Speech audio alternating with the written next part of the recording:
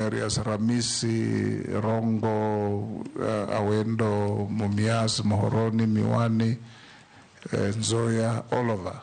Picked views. The bill is passed, goes to the next house. Again, they pick it and embark on the same journey.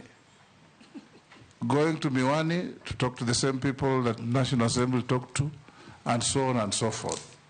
Would you, if you found favor and became the Attorney General, engineer a legislation that will give a threshold of public participation and find whether public participation by one house is public participation deemed to have been done by the other house, except where there are gaps? Or what would be your thinking? Yes, Emma.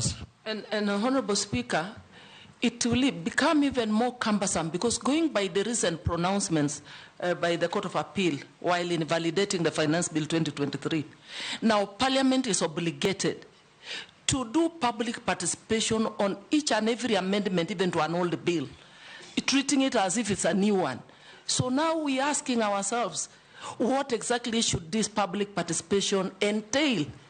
Are we going to be going back to the people every time we're doing each and every small thing? I think that needs serious clarification and thoughts. Honorable Speaker, if you allow me to in on this. Same issue? Yes. Go ahead. Participation. Nominee, thank you that you're a lawyer of good standing. Probably you can help this country.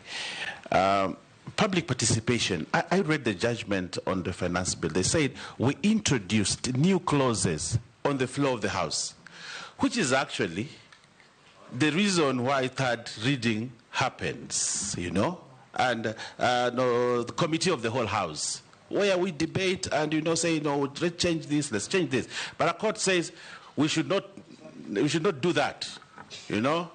Every time I have an opportunity to introduce or to change a clause on the floor of the House, I have to take it to public participation.